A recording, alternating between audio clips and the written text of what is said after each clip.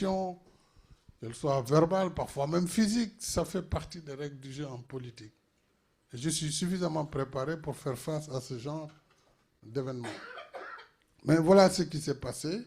Et je pense que nous avons tous intérêt au Sénégal à tourner la page et à regarder l'avenir. Parce que le Sénégal a montré encore une fois que c'était une démocratie mature. Et c'est un pays qui a... Beaucoup de pays n'ont pas, dans des situations pareilles, pu se relever. Heureusement que notre pays a dépassé cette douloureuse période. Je pense qu'il faut regarder de l'avant et essayer d'avancer. En ce qui concerne Madame Salissar, Sahar, pour les Black Muslims, la réparation, je salue le Ghana qui a proposé la résolution qui a été votée récemment par l'Assemblée générale des Nations unies sur un sujet très, très sensible, mais un sujet très important. Puisque cette résolution montre que l'esclavage a été un crime contre l'humanité, voire le crime le plus abject. Et il y a des pays qui n'ont pas voté la résolution, beaucoup se sont abstenus, mais une majorité de pays l'a voté. Alors, je crois que la dignité humaine ne se mesure pas seulement à l'aune de la réparation pécuniaire, mais il faut qu'on voit toutes les conséquences qui ont découlé de cet état de fait historique où pendant 4 siècles, des puissances sont venues en Afrique, prendre les personnes, les réduire en esclavage et les ramener en Amérique ou dans les Amériques pour des raisons économiques. Et en leur niant, bien sûr, leurs droits les plus fondamentaux. Je crois que nous ne devons pas oublier cela et plus jamais un tel trafic d'êtres humains. Donc il faut tout faire pour que cette prise de conscience soit permanente dans la tête des uns et des autres.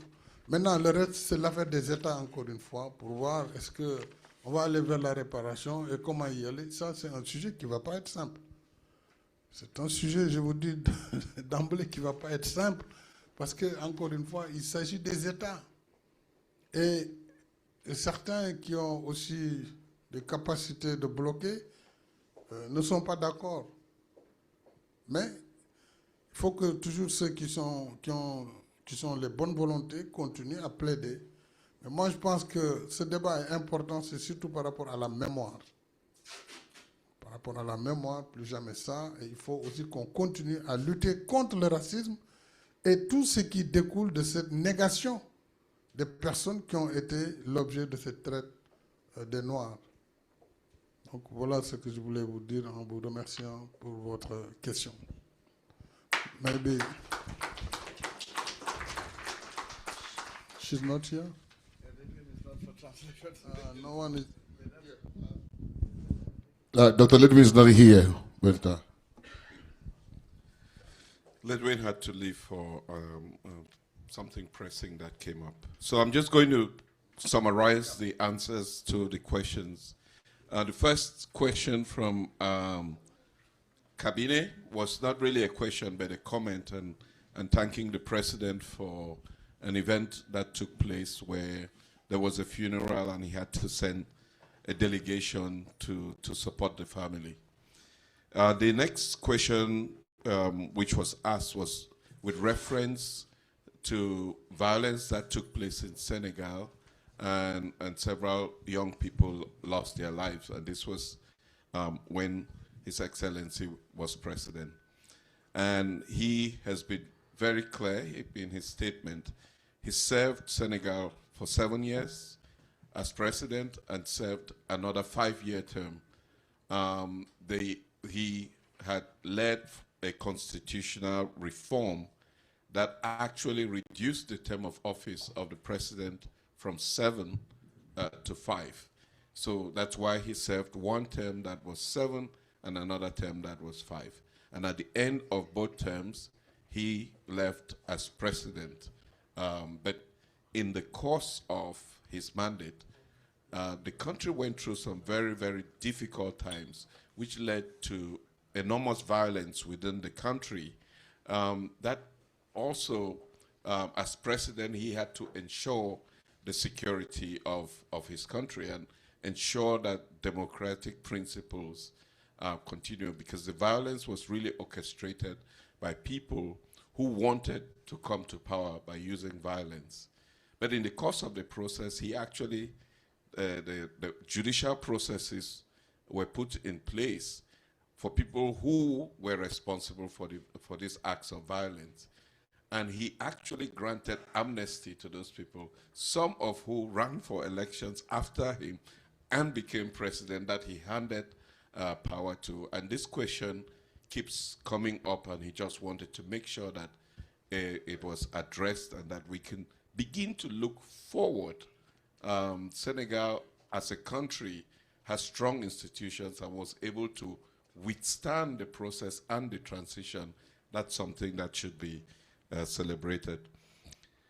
With reference to the question about reparations, first he starts by congratulating Ghana for leading the movement to get the resolution in the United Nations, recognizing the slavery. Something that the world must never forget, because for 400 years, human beings were treated as less than human beings were supposed to be. But the question is, and we must not forget, and we must continue to have this discussion. We need to continue to advocate for it, but also we have to understand that the question of reparations is not a simple one. It is one that we would have to develop a consensus. It would take time, but we have to continue working towards it. We also have to recognize that racism continues to be a big challenge for the world, and that's something that we need to address. And I think it begins by recognizing what has happened in the past, and then we can figure out how we move forward. Thank you. Thank you so much. We're going to pass on a little video script while the technical team is working on that. Madam Koulibaly, you just pulled my shirt and you said His Excellency did not answer your question. Is that correct? Okay. Okay. Okay. Thank you. Wonderful. Wonderful. And the next question. So what I'll do, I'm going to take the next series of questions while the technical team is getting ready. If by the time you finish your questions, the videos are ready, we'll pause. We'll get to the videos, and after the videos, His Excellency will answer them. So the first question here will be from Mr. Fall Diop, professor in NGO, 1,000 Shades of Women's internationally. So his question focuses on poverty and education. Professor, thank you. Merci. Je m'appelle Aline Fall Diop. Je suis un citoyen sénégalais et je suis très ravi d'être parmi vous.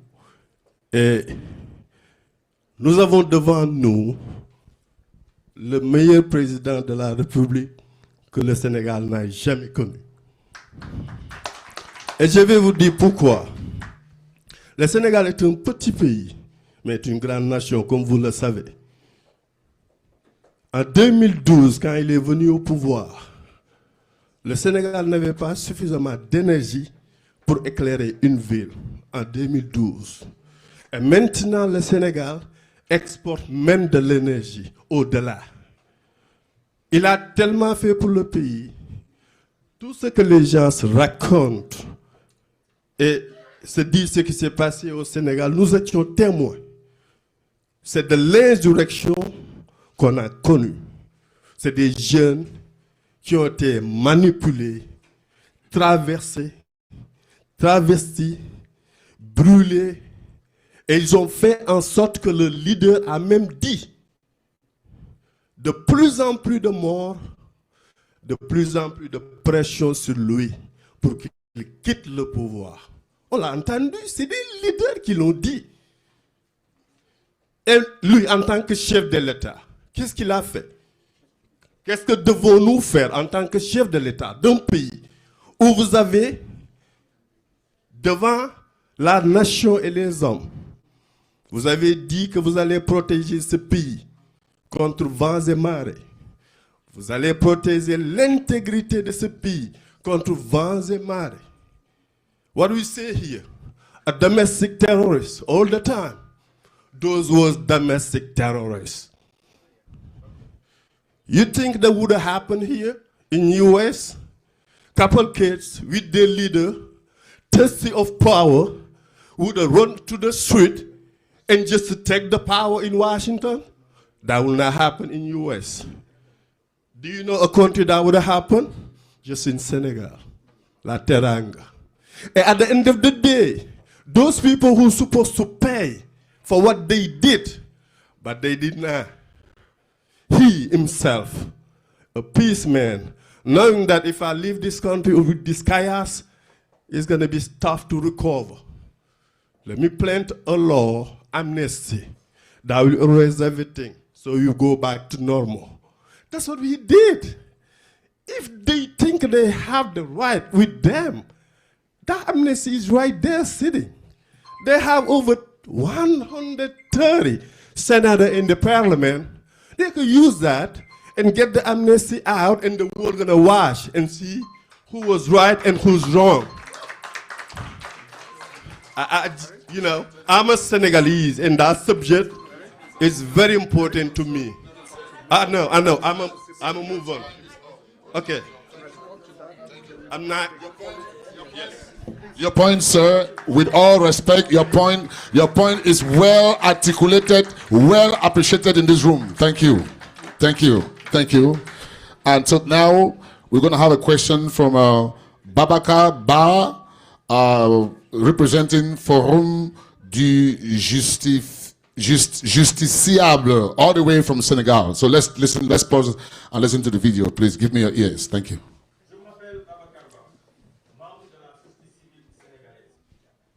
Je voudrais commencer par saluer son Excellence, M. Macky Sall, candidat au poste de secrétaire général des Nations Unies. Le remercier également pour cet entretien avec les organisations de la société civile. Je salue mes collègues de la société civile qui sont présents dans cette salle, avant ceux en titre d'aujourd'hui, ma compatriote qui récemment a été à la manifestation pour soutenir la candidature du président Macky Sall, une manifestation qui a vu la participation pratiquement de toutes les organisations de la société civile africaine. Monsieur le Président, je souhaiterais vous poser la question suivante.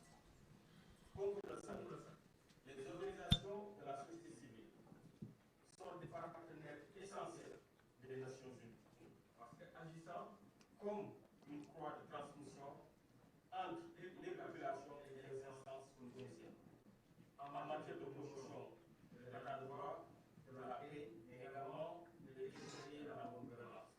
Alors, je voudrais savoir, Monsieur le Président, quelle sera votre politique envers les organisations de la société civile? Merci beaucoup. Thank you. All the way from Senegal, Mr. Ba. I'll take the last question for this series, and that will be from Mr. Mustafa Abakar, Vice President and Principal Representative of House of Africa at the United Nations. And his question focuses on youth participation. Thank you, Mr. Mustafa. All right, thank you. I will go to ask my question in French. Merci, Son Excellence, Monsieur le Président, pour votre timing et d'avoir programmé cela pour discuter avec les organisations de la société civile. Je m'appelle Mustafa Bakar, je suis du Tchad et je représente House of Africa ici au sein des Nations Unies. Ma question, elle est axée beaucoup plus sur la participation de jeunes. Si vous êtes élu en tant que secrétaire général, comment veillerez-vous à ce que les jeunes soient non seulement consultés, mais intégrés de manière significative dans les processus de la gouvernance multilatérale. Plus précisément, quels mécanismes concrets pour responsabiliser la participation des jeunes africains à la diplomatie, la consolidation de la paix, la gouvernance numérique et aussi à la négociation sur le développement durable. Merci. Thank you. We'll now have an opportunity to get responses from Your Excellency. Thank you. Thank you very much. Merci beaucoup, Madame Koulibaly. I have to come back to your question. Sorry, I did not pay attention. Oui, vous avez parlé du récit, qui est le nouveau récit de l'Afrique pour la paix mondiale. Et surtout, vous avez fait mention de l'agenda 2063 et que l'Union africaine était un moteur du changement. Vous avez raison. Vous savez, l'Afrique a une population extrêmement jeune. L'âge médian, l'âge moyen est de 19 ans en Afrique aujourd'hui, quasiment. Sur une population de 1,5 milliard d'habitants. Au moment où nous parlons, population qui est projetée à 2,5 milliards en 2050, donc dans 24 ans. Alors, cette jeune population pose des défis. Défis pour sa prise en charge dans l'éducation, dans la formation, dans l'emploi, la problématique des migrations. Et c'est pourquoi il est essentiel que toutes les politiques publiques, d'abord à l'échelle de chaque pays, mais également à l'échelle du continent et au plan global, ces problématiques doivent être prises en compte pour éviter justement que ce potentiel qui doit être une force motrice ne se transforme en défi majeur, notamment sur les questions de migration, sur les questions aussi de radicalisation, parce que l'Afrique est devenue malheureusement le ventre mou de la lutte contre le terrorisme international. Nous devons veiller pour cela à ce que de nouvelles perspectives d'emploi à travers la valorisation des ressources naturelles africaines sur le continent. C'est-à-dire qu'il faut développer cet accès ou cet égal accès aux opportunités pour l'ensemble des pays dans un partenariat gagnant-gagnant. L'Afrique ne doit pas être seulement un pourvoyeur de matières premières, mais elle doit transformer ses ressources sur place. Cette transformation lui donnera et de la valeur ajoutée, donc de la richesse et des emplois. Et ça, c'est vraiment toute la problématique qu'il faut regarder sur ces minerais critiques africains, sur les métaux stratégiques, sur l'énergie, le pétrole, le gaz, etc. etc.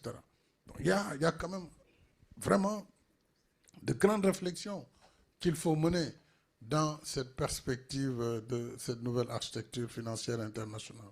Et c'est comme ça qu'on pourra atteindre et dépasser les ODD qui ne seront pas achevés en 2030, clairement, mais dans ce qui pourra venir après, avec l'accord des États membres, on pourra voir quels sont les nouveaux paradigmes. Partir de ce que nous avons, le valoriser, faire les efforts internes. Pour cela, il faut lutter contre les guerres en Afrique. On a des situations terribles au Soudan et dans certains pays. Lutter contre le terrorisme et mettre le focus sur le développement, l'éducation, mais aussi que cette jeunesse formée, éduquée, sera un très grand apport pour l'Afrique dans cette société où l'intelligence artificielle sera et est déjà devenue le moteur transformateur. Ayant une population jeune, ça doit être un atout et non pas un défi. Pour ce qui concerne Alioune Fall Diop, je le remercie, bien sûr. Je sais qu'il a parlé avec le cœur et je le remercie pour ses propos. M. Babacar Ba du Forum des Justiciables, je le remercie depuis Dakar. C'est un homme d'équilibre, un homme d'engagement.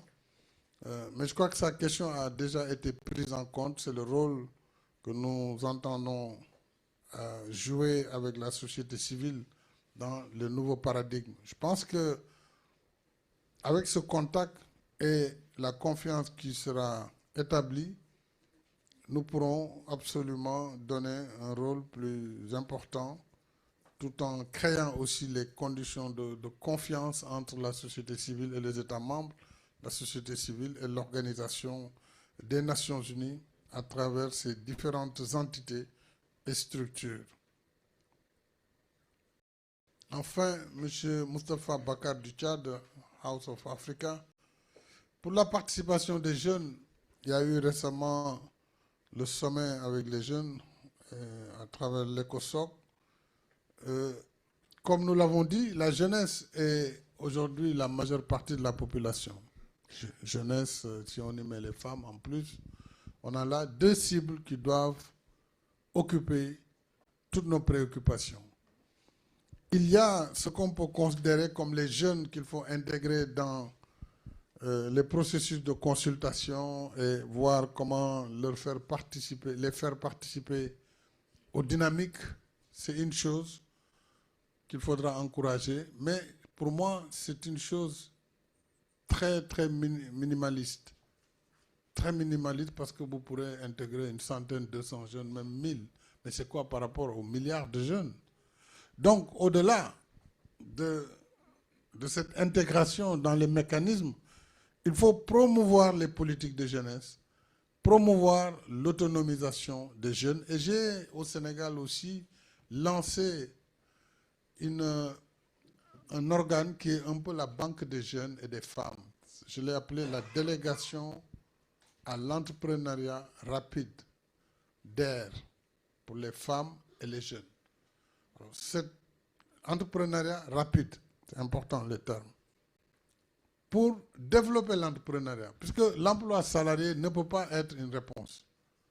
Donc il faut développer l'entrepreneuriat, mais l'entrepreneuriat demande du capital, souvent que les jeunes n'ont pas, demande des garanties, les banques demandent des garanties que les jeunes ne peuvent pas donner, et il a fallu créer des mécanismes pour justement éviter que ces obstacles d'accès au crédit ne soient des barrages définitifs. Et je pense que c'est un modèle assez intéressant qui se poursuit. Et même j'ai beaucoup travaillé à l'époque avec la Banque africaine de développement, avec certains partenaires au développement qui ont mis de l'argent dans cet organe pour atteindre le maximum de cibles femmes et jeunes. Et donc, au-delà, il faut voir comment financer l'entrepreneuriat des jeunes dans le monde, surtout dans les pays en développement. Et donc, tout ce qu'on a dit aussi sur les opportunités, les chaînes de valeur, c'est ces financements qui permettront l'emploi, mais aussi le développement de l'entrepreneuriat. Bien sûr, en ce qui concerne les jeunes engagés dans la diplomatie, tout comme la société civile, on pourra renforcer leur implication dans les processus qui sont déjà existants et qui seront donc consolidés. Voilà ce que je voulais dire, chers amis, en vous remerciant encore une fois pour votre disponibilité. Je sais qu'on aurait voulu rester encore plus longtemps, mais nous avons aussi quelques obligations, que l'agenda se poursuit.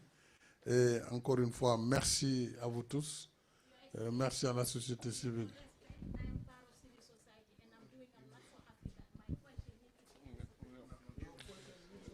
Yes, so ma'am, your question is well taken.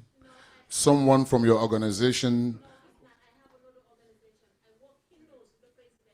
Okay. Okay. Okay.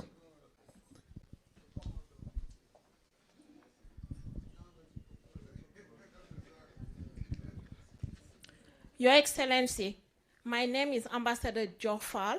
I'm from Senegal. I'm the president and founder of 1,000 Shades of Women Foundation. We are in 5 different countries in Africa. We are in Pakistan, Bangladesh, and Bhutan. And we've been doing a lot of humanitarian action all over Africa without no fundings. So what you were saying, I really respect that. And my question is, and everybody in this room from the civil society can attest of my job. That's why I make that statement.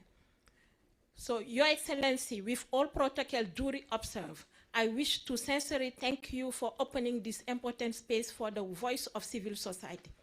My question is, what concrete action will you take to ensure women and youth are not just included, but empower our leaders and shaping into the future of our world? In French, quelles mesures concrètes prendrez-vous pour faire en sorte que les femmes et les jeunes ne soient pas seulement inclus, mais véritablement autonomisés en tant que leaders dans la construction de l'avenir et du monde? Parce qu'on pense que today's footprint is tomorrow's legacy. And today we're here because of your legacy. Thank you. And thank you so much. Thank you so much. Before Your Excellency intervenes on that, we had a total of 48 questions for this session. So what we have done is the questions we saw that kind of has a semblance to other questions that His Excellency has already addressed. We kind of, not that they are not important, they are very important, but we kind of put them away because he has addressed key areas of those questions. So this will be the last of questions that His Excellency will address. After him, we'll have the Queen Mother say something. And after that, then His Excellency and his entourage will be out. We want to make sure that everybody who is here has an opportunity to take a picture with Your Excellency. So we are begging him. But the way we'll do it, we'll do it in fives. It's not going to be 1-1-5s. 5 people will stand there, direct you, 5 people, picture, go. 5, 5, 5. That way we are not holding in here. Your Excellency, I hope we are not asking for too much. Thank you. Thank you. Thank you very much. 5, 5, I agree with that. Can be a music. Thank you very much, Madam Job Fall. Is Job Fall? Ah, Jor Fall, oui, c'est pourquoi j'avais dit, mais Job, c'est pas Jor. Jor Fall, yes, of course. Merci beaucoup, Jor. Thank you very much. Merci pour votre question importante. Et surtout, je salue aussi votre action humanitaire. Je vois que vous êtes jusqu'à Bhoutan et jusque dans tous ces pays où vous avez beaucoup de mérite. Quelle action concrète dites-vous pour renforcer les capacités des femmes et des jeunes? Alors, il y a 2 niveaux d'intervention. D'abord, si j'ai la confiance des États en tant que secrétaire général, il y a ce que l'organisation peut faire en son sein. Je crois que j'ai déjà répondu à cette question. C'est-à-dire, vraiment capaciter les femmes à tous les niveaux de responsabilité. Bien sûr, il faut que les États aussi donnent des femmes, des profils, et ça existe dans tous les pays, hein, pour que, d'abord, qu'il y ait une représentation qualitative des femmes sur l'ensemble des niveaux de responsabilité de l'organisation. Pour ce qui concerne maintenant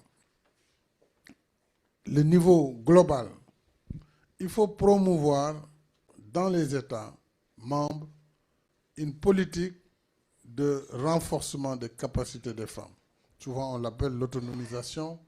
Ça peut prendre plusieurs formes. Les États, les gouvernements eux-mêmes doivent mettre des ressources pour cette autonomisation des femmes, leur capacitation, la défense de leurs droits. C'est valable pour les jeunes, puisque les jeunes ont un tel impact, comme on le dit, si on ne les prend pas en charge, ils vont eux-mêmes prendre en charge les pouvoirs en place et créer donc le désordre. Donc, il y va de l'intérêt de chaque pays de faire de ces 2 cibles des priorités absolues. Maintenant, au plan global, multilatéral, il faut aussi que la prise en charge avec des financements adéquats de ces catégories, femmes et jeunes, soit aussi quelque chose qui soit dans l'agenda global, puisque si on prend en charge correctement les préoccupations des femmes et des jeunes, on aura résolu beaucoup dans les défis du monde nouveau. Et on le sait, une femme éduquée, c'est une société qui est éduquée, parce qu'elle transmet son éducation à ses enfants, sa famille. Pour les hommes, c'est moins évident. Ils sont éduqués, monsieur, il est là, il est éduqué, il ne s'occupe pas de ses enfants, en général. En général. Donc, c'est vraiment tout bénéfice pour la communauté internationale, pour les États, et bien sûr pour l'Organisation des Nations Unies, qui fait déjà quand même beaucoup d'efforts dans ce cadre-là. Mais ces efforts seront poursuivis avec la volonté des États membres, bien sûr, et l'engagement de toute l'administration onusienne. Voilà ce que je voulais dire en vous remerciant encore une fois pour vos questions et vos contributions. Maintenant, les questions qui n'ont pas fait l'objet de réponses pourront être traitées. On va renvoyer les réponses à l'organisation, à la coordination. Donc ça aussi, on peut le faire avec mon équipe et vous remettre, maybe in 2 days, we can send you back all the questions, the answers we can give for those who did not have the opportunity to take the floor. Thank you. So thank you. Thank you. 1 minute. Let me say this. Please take note of this email. This email, mackyforun@gmail.com. You can send your questions to mackyforun, so MACKY, 4, the number 4, UN@gmail.com. Vous pouvez envoyer vos questions à cette adresse email, mackyforun@gmail.com. Just to conclude, there are going to be 2 recognitions for His Excellency Macky Sall. Queen Mother is going to make a brief statement, and then she has some recognitions for him. Then the coalition of civil society organizations also has a recognition for His Excellency. And then we would have come to the end of the activities here. I ask everybody to please take your seats. Please stay in your seats. Let me explain how we will take, everybody will get the chance, but please stay in your seats. We will go table by table, and we'll take 5 people at a time to do a picture with His Excellency. So please do not leave your seats, because that will create chaos, and we don't want that. We would begin with this table, the first 5, and they would go in there, and we will subsequently go around to all the tables. And I ask for your cooperation to respect that. All right. And now is the Queen Mother with her presentation. In the spirit of my ancestors, a dearly beloved brother of Senegal, my brother of Tuba, I first want to say to you, I was there during the time of the children want to take power, but they need guidance and direction. I was there on the ground doing all and praying to God Allah to hear us. I am so proud of you in the culture. You listen to the elders. You listen to the elders. And that is the way we move within our culture as a people. There are 55 million of us, but you know who we are, of the transatlantic ocean, of the slave trade. We now have arrived not only in Senegal, in Gorée Island, for us to return home. I'm just coming back from Geneva, Switzerland, off of a plane, but I had to be here today to be with you. Reparation is priority, and I had the opportunity at the Ark of Return to have spoken to John Muhammad before he entered the General Assembly Hall, taking him as an elder, which I'm going on 85. He listened to me with his eyes down and said, yes, Mama, yes, Mama. To understand the nature of what he was going to do for all of us, and especially the African descendants who live in the United States of America. We are larger than many African countries, 55 million of us. I am so moved to be with you, and so I have gifts to give to you to reflect on our relationship when you were the head of state in a place called Senegal. And so with that, I am asking someone to hold this, the Permanent Forum People of African Descent, 5th session, the 14th to the 17th of April 2026, United Nations, Geneva, from all of us in Geneva, just returning. Then this is a little bio, but you know me quite well, so Mama Africa, as you called me. This is the last letter that I had delivered to you, but I understood what was happening. This is Goree Island, what we propose, plan of action for the African descendants. I already have met with the Deputy Secretary General, Amina Mohammed, with the women already about it, asking you to agitate for us to come home and be a part of the conversation of the new world that we all in seeking through with the young people. This book you already have. I gave it to you at the United Nations, and you are still in the book. There you are, still there. And he got this book a long time ago. So I say to you, as you wish to become the Secretary General at the United Nations, and if God has witnessed for that to happen for you, it will happen.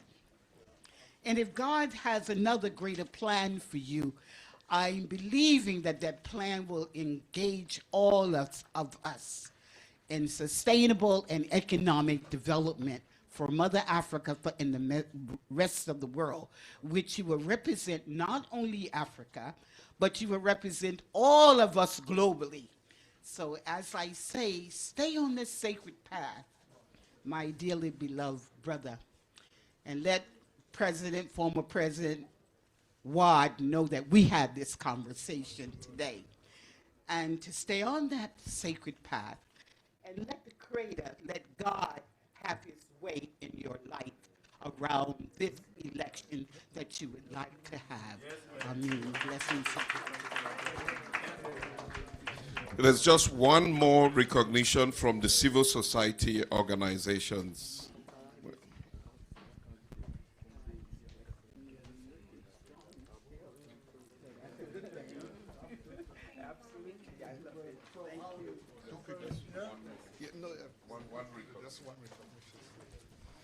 Your Excellency, thank you very much. And on behalf of the civil society organizations here present and those that are watching who did not have the opportunity to be here to get this hall full and to witness your audition that would happen beginning tomorrow. And also I want to make it clear that you are the first who have called to us to have these conversations. We equally want to take this moment to invite the other candidates if they want to have such conversations with us. It's not limited to Your Excellency, it's also inviting them. I want this so that they should understand that the civil society is here ready to listen, to engage in conversations, community conversations that will better our lives. You have the blessings from the Queen Mother, who is the eldest in this house. And I know that I am not ready to have the power to put this on you, or if you give I'll do it because you are the president. We'll give you our what we call the Distinguished Service Award for people like you that we want to honor. We understand that sometimes government gives medals to people. We'll give you this, the first to receive our Distinguished Service pin to show that we are in support in what you do, what you have committed for civil society, and we look forward to working very close with you. If you have been elected, we want to wish you our good luck. We want to give you our blessings that we stand with you, and we wish you good luck in your undertaking. Thank you very much for your...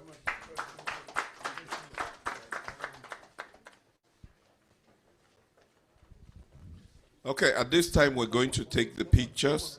Like I said, please stay in your seats. We're going to go table by table. His Excellency would leave and he would position himself, and then we'll come back and take you. Please, everybody, stay in your seats. Stay in your seats. Please. No, we're going to, yes.